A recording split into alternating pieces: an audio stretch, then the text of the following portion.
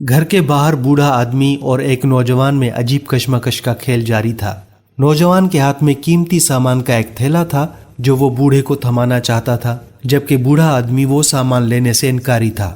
نوجوان بضد تھا کہ آپ کو یہ سامان واپس رکھنا ہی ہوگا۔ بوڑھے نے نوجوان کو کہا، بیٹا اس سامان کے مالک اب تم ہو، تم اس کی قیمت ادا کر چکے ہو، میں اسے واپس نہیں رکھ سکتا۔ نوجوان نے کہا، انکل آپ کچھ بھی کر لیں، میں یہ سامان واپس کیے بغیر یہاں سے نہیں جاؤں گا۔ نوجوان کو بضد دیکھ کر بوڑھے نے نوجوان کو کہا، بیٹا تھوڑا انتظار کرو، میں اپنی بیٹی سے مشورہ کر کے آتا ہوں۔ بوڑھا آدمی گھر کے اندر آتا ہے۔ گھر جو بظاہر تو اچھا دکھائی دے رہا ہوتا ہے، لیکن لڑکی اور اس کے باپ کے علاوہ افلاس نے بھی اس گھر میں ڈیرے ڈالے ہوتے ہیں۔ بوڑھا آدمی اپنی جوان بیٹی کے پاس آتا ہے اور کہتا ہے، بیٹا وہ نوجوان سامان کی واپسی کے لیے آیا ہے، جبکہ ہم تو سامان بیچ کر اس کی قیمت سے گھر میں آٹا اور کھانے پینے کی چیزوں کا انتظام کر چکے ہیں۔ میری جیب اب خالی ہے اور میرے پاس اس کو دینے کے لیے پیسے تک نہیں۔ بیٹی اپنے باپ کو دلاسا دیتے ہوئے کہتی ہے، ابا جان آپ سامان لے کر آؤ اور نوجوان سے کہو کچھ دن تک ہم آپ کو اس سامان کی ادائیگی کر دیں گے۔ بوڑھا آدمی بیٹی سے کہتا ہے، بیٹا پوری زندگی کی جمع پونجی سے تمہارے لیے جہیز کا یہ سامان بنایا تھا، دوبارہ اتنی رقم میں کہاں سے لاؤں گا؟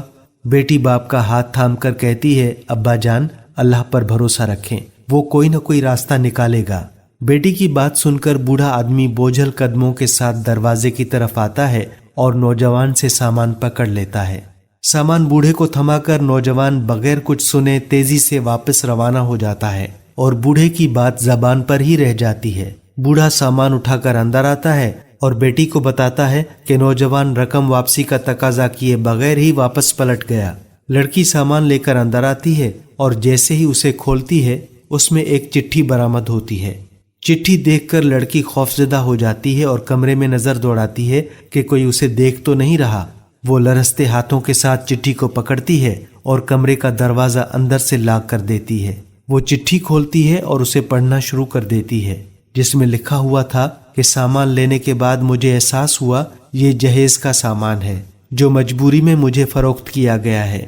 مجھے اس سامان کی کوئی قیمت نہیں چاہیے اور میں شرمندہ ہوں کہ پڑوسی ہونے کے باوجود آپ کے حالات کا اندازہ نہیں کر سکا۔ اسے میری طرف سے انسانی ہمدردی سمجھ کر رکھ لیجئے اور دوبارہ بھی کبھی معاشی مدد کی ضرورت ہو تو مجھے یاد کر لینا۔ لڑکی بھی ایک چٹ تیار کرتی ہے اور بوڑھے باپ کو بلا کر کہتی ہے، ابا جان سامان میں سے میری سلائی مشین نکال کر الگ کر لیں اور باقی سامان اس نوجوان کو واپس دے آئیں اور اس سے کہیں ہم نے اپنی ضرورت کی چیز رکھ لی ہے۔